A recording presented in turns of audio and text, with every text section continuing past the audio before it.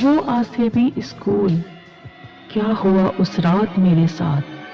सुनिए ये पुरस्रार और दिल को दहला देने वाली कहानी। वो लोग जो जिन्नात पर यकीन नहीं रखते हैं, वो तो इस कहानी को जरूर सुने, और हाँ, डरना लाजमी है। ये उन दिनों की बात है जब हम नौजवान हुआ करते थे। बेपरवाही थी।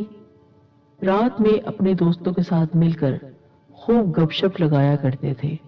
महफिलें जमती थी और महफिलों का मरकज था हमारे ताया का घर। उनके घर के सहन में गुलाब और मोतिये की झाड़ियां थीं। उनकी खुशबू में हम चारपाइयां डालकर रात भर बात किया करते थे। और बातें क्या होती थी कि जिन्नात का वजूद है या नहीं है, कौन किस तरह उनसे डरा या नहीं डरा। मैं सबको मना कर देता कि ऐसा कुछ नहीं है, ये सब झूठी कहानियां हैं। एक रात का वाकया कुछ यूं है। इशा के बाद हस्बे दस्तूर महफिल जमी हुई थी। दिन में आंधी के साथ छींटे भी पड़े थे, यानी बारिश हुई थी, लिहाजा गर्मी निस्बतन कम और रात खासी खुशगवार थी। फहीम मेरा दोस्त, जिसके अंदर किसी शिकारी की रूह घुस गई थी, न जाने कौन कौन सी अनोखी और बेढंगी बातें करता रहता था। पूरी रात वो जागता था। उसकी लाल आंखें हम देखकर डर ही जाते थे। उसको बहुत सारी रूहें दिखती थी जिन पर मुझे यकीन नहीं था, और मैं यही समझता था कि वो झूठ बोलता है। उस रात कहीं से वो मोतिये के हार ले आया। मोतिये के हार और इत्र की खुशबू ने गुफ्तगू की कश्ती का रुख जिन्नात और आसेब की तरफ मोड़ दिया। सहर, जादू, सिफलियात, आसेब और जिन्नात, गर्ज खौफ की हर बात वहां की जा रही थी जिनसे मैं मुत्तफिक नहीं था।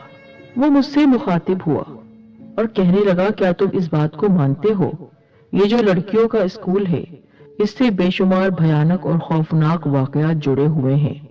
मैंने कहा, ऐसी कोई बात नहीं है, ये सब वाहियात बातें हैं। तो उसने कहा, और जो लोग कहते हैं कि आधी रात को स्कूल की दीवारों पर चिराग जलते हैं, किसी बंद कमरे से जिन्नाती चीखें सुनाई देती हैं, रात को वहां किसी खुले बालों और सुर्ख लिबास वाली औरत को फिरते देखा गया है। क्या तुम इस बात को नहीं मानते हो? तो मैंने कहा, देखो, स्कूल सिर्फ दिन में खुलता है और दिन में ही बंद हो जाता है, लिहाजा रात को ऐसी जगहों पर जिन्नात का बसेरा होना किसी के नजदीक अनहोनी बात नहीं, लेकिन मैं ये नहीं मानता हूं। तो वो कहने लगा, एक शर्त तुमसे लगाता हूं, लगाओ शर्त कि तुम मोतिये के हार गले में पहनकर स्कूल वाली गली का चक्कर लगाकर वापस आओगे तो 500 रुपए हम तुम्हें देंगे, वरना शर्त के मुताबिक तुम्हें रकम अदा करनी पड़ेगी। मेरी गैरत जाग गई। मैंने कहा, बार बार तुमसे कह चुका हूं कि इन फजूल बातों को मैं नहीं मानता हूं, और मैं तुमसे शर्त लगाता हूं कि तुम ही मुझे 500 रुपए दोगे, मुझे नहीं देना पड़ेंगे। तो फिर लगी शर्त। फिर मैंने दोस्तों से कहा, किस वक्त उस आसेबी स्कूल के पास जाना है, तो वो कहने लगे, रात के 2 बजे के बाद वहां पर ये तमाम वाकयात सुने गए हैं और तुम्हें रात के 2 बजे के वक्त ही जाना है। मैंने कहा, ठीक है। रात के 2 बज गए थे। बिना चांद की अमावसी रात थी। बादलों का घेरा था, घुप अंधेरा, दिल में शमशान घाट की चुड़ैलों और जिन्नात की सारी लर्ज़ाखेज दास्तानें ताज़ा हो गई। गांव की गलियों में बल्ब जलाने की फजूल खर्ची भला कौन करता था। ऐसी तारीकी थी कि सच में किसी का भी दिल दहल जाए। दिल में आयतुल कुर्सी का विर्द करता हुआ मैं स्कूल वाले मोड़ तक पहुंच चुका था। अब मेरे दोस्त मुझे यहाँ छोड़कर जा रहे थे और हंस रहे थे कि देखना दोस्त, कहीं तुझे ही हमें 500 रुपए न देने पड़े। और मैंने उनकी बात टाल दी। स्कूल के दरवाजे पर अब मैं पहुंच चुका था। चंद कदम दूर ही था, बहुत बड़ा सा वो दरवाजा था। वो आसेबी स्कूल रात के उस भयानक अंधेरे में सच में मेरे दिल में डर पैदा कर रहा था, लेकिन मुझे दीवारों पर कोई चिराग नजर नहीं आए। نہ ہی جناتی چیخیں سنائی دی۔ میں نے کہا میرے دوست بھی جھوٹی باتیں کرتے ہیں، چلو اب اس آسیبی اسکول کے چاروں طرف چکر لگاتے ہیں، اور میں چلنا شروع ہو گیا۔ ابھی میں اسکول سے تھوڑا آگے ہی گیا تھا کہ مجھے ایسا لگا میرے پیچھے پیچھے کوئی چل رہا ہے۔ اس کو میں نے اپنا وہم سمجھا اور وہم سمجھ کر جھٹکنا چاہا، مگر آواز ایسی صاف تھی کہ ذرہ برابر شک کی گنجائش نہ تھی۔ کوئی میرے پیچھے تھا، صرف 5 قدم کی دوری پر، اور میرے ساتھ ساتھ چلنا چاہتا تھا۔ اس کی سانسوں کی آواز میرے کانوں تک آ رہی تھی۔ اب میرے دل میں ڈر آیا۔ تصدیق کی خاطر میں چلتے چلتے اچانک رک گیا۔ پیچھے سے آنے والی آواز بھی خود بخود رک گئی۔ میں نے دوبارہ چلنا شروع کر دیا تو پھر وہی آواز میرا پیچھا کرنے لگی۔ زیادہ ہولناک بات یہ تھی کہ قدموں کی چاپ بالکل میرے چلنے کے ساتھ مل کر چل رہی تھی، اتنی کہ یہ کام کسی آسیبی مخلوق کے سوا کوئی کر ہی نہیں سکتا تھا۔ سب کو پتا ہے جنات پیچھے مڑ کر دیکھنے والے کا کیا حشر کرتے ہیں، اسی لیے پیچھے مڑ کر دیکھنے کا سوال نہ تھا۔ خوف کی سرد لہر نے ریڑھ کی ہڈی کو جما دیا تھا، کمر لکڑی کے تختے کی مانند سخت ہو گئی تھی، اور پھر جس بات کا مجھے یقین نہیں تھا وہ بات یقین بن کر میرے سامنے آنے لگی، یعنی اسکول کی دیواروں پر خود بخود چراغ روشن ہونے لگے اور پورا اسکول روشنی سے بھر گیا۔ اسکول کے کمروں سے مجھے جنات کے چیخنے کی آوازیں آ رہی تھی، جو ملی جلی تھی، جن میں عورتوں، بچوں اور مردوں کی آواز شامل تھی۔ پیچھے کون چل رہا تھا اب تک میں نے نہیں دیکھا تھا، لیکن میرے دل میں یہی خیال آیا کہیں یہ وہی سرخ لباس والی دلہن تو نہیں ہے، لیکن میں نے مڑ کر نہیں دیکھا۔ اس رات میں نے جانا 50 قدموں کے بعد گلی مڑتی تھی۔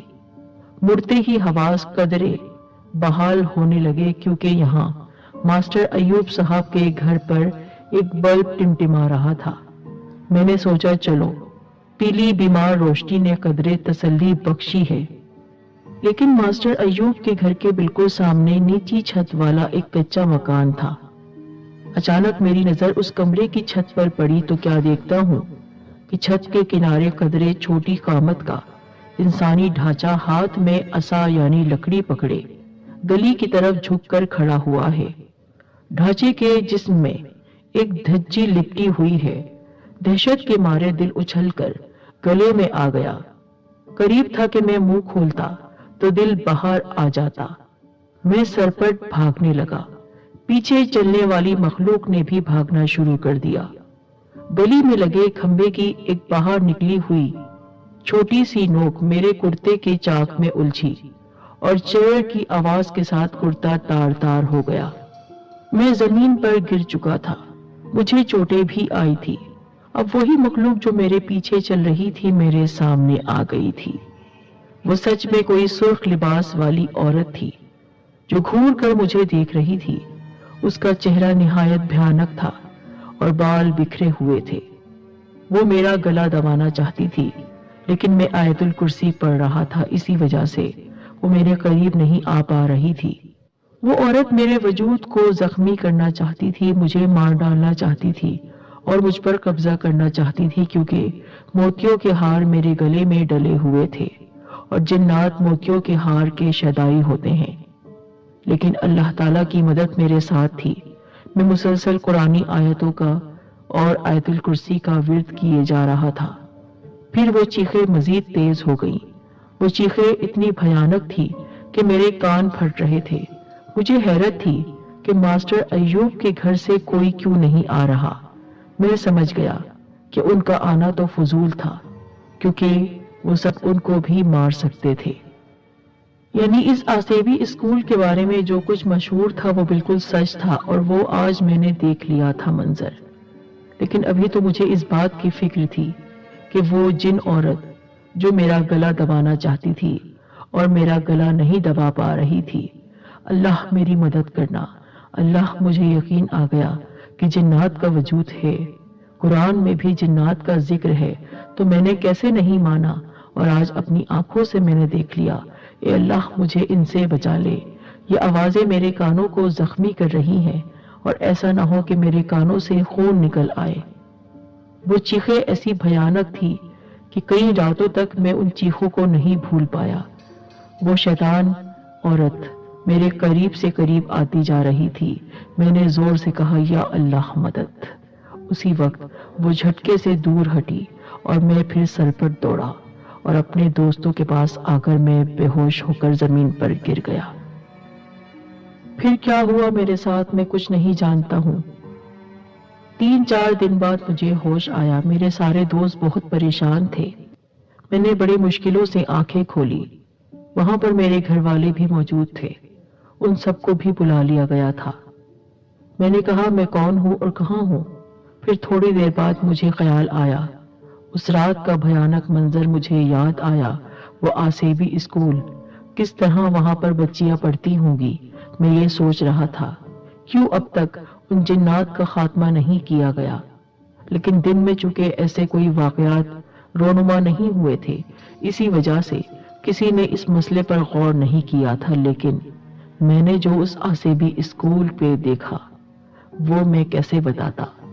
کئی مہینے، کئی سال لگ گئے مجھے میرے حواس میں آتے ہوئے، لیکن اب بھی جبکہ میں عمر کی اس منزل پر ہوں کہ اب کبھی بھی اس دنیا سے جا سکتا ہوں، وہ منظر نہیں بھول پاتا ہوں۔ وہ آسیب